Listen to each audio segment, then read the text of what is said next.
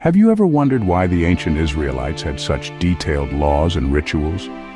Let's delve into the book of Leviticus to find out. Situated as the third book of the Hebrew Bible and the Torah, Leviticus takes us to the wilderness at the foot of Mount Sinai, continuing the journey from Exodus.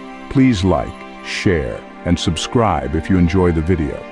It's not just a chronicle of events, but a comprehensive guide to laws, priestly rituals, and a smattering of narrative, painting a vivid picture of a society deeply committed to order and sanctity. At its core, Leviticus is about holiness, purity, and sacrifice.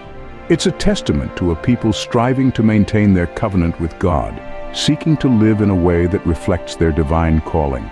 Each law, each ritual, every minuscule detail is a stepping stone towards that ultimate goal. Leviticus may seem dry and complex, but it is a fascinating look into the ancient Israelite society and their relationship with the divine. Imagine the scene. The Israelites, recently freed from slavery, learning how to worship their God through offerings. The first two chapters of Leviticus lay down the rules for burnt and grain offerings. Now, burnt offerings could comprise animals like bulls, sheep, goats, or birds, depending on what the offerer could afford.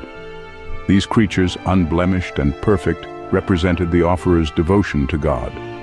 The process was meticulous, involving the offerer laying hands on the animal, signifying the transfer of sins, followed by the priest's act of slaughtering, skinning, and arranging the animal parts on the altar for burning. The grain offering, on the other hand, was an act of thanksgiving. Fine flour, oil, and frankincense were common components, and a portion of it was burnt while the rest was consumed by the priests. Unlike burnt offerings, no life was taken, signifying peaceful communion with God. Through these offerings, the Israelites sought to maintain a right relationship with God and atone for their sins. Leviticus isn't just about offerings. It's also about who could present these offerings and where. The heart of this story unfolds in chapters 8 through 10, where we witness the establishment of the Aaronic priesthood. Aaron, the brother of Moses, and his sons are anointed in a ceremonial rite, marking them as the chosen ones to serve God in the priestly role. Their responsibilities extend beyond the mere presentation of offerings. They became the spiritual leaders of the Israelite society, the intermediaries between the people and the divine. They interpreted the laws, adjudicated disputes, and maintained the purity of the tabernacle, the sacred space described in these chapters. The tabernacle was not just any tent. It was a meticulously designed and constructed dwelling place for God amidst the Israelites during their desert wanderings. Every detail, from the materials used to the positioning of the furniture, was divinely prescribed. The tabernacle was the physical representation of God's presence among His people, a constant reminder of their covenantal relationship. It was in this sacred space that the priests, wearing their holy garments, performed their duties. The harmony between the priesthood and the tabernacle created an ecosystem of worship, a rhythm of divine human interaction that shaped the Israelites' understanding of God. The priesthood and the tabernacle were central to the Israelites' worship and their understanding of God's presence among them. So, what can we take away from these early chapters of Leviticus today? From a historical perspective, Leviticus has had a profound impact on the development of Jewish law and Christian theology.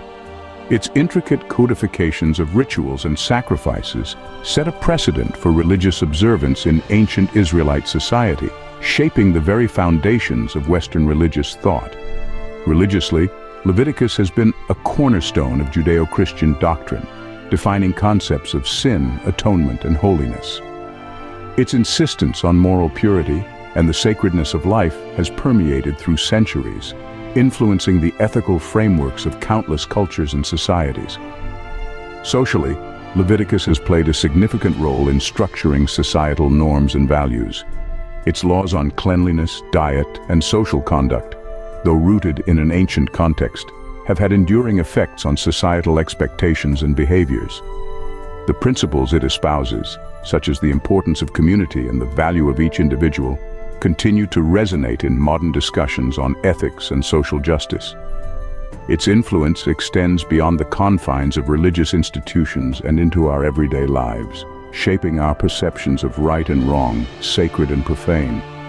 It has also sparked debates on the interpretation and application of religious law, demonstrating its relevance in contemporary religious and ethical discourse. While the book of Leviticus may seem distant and foreign to us, it continues to shape our understanding of faith, holiness, and community. Its legacy is one of enduring relevance and profound impact on the historical, religious, and social fabric of our world. Thank you for watching, and may the Creator bless you always.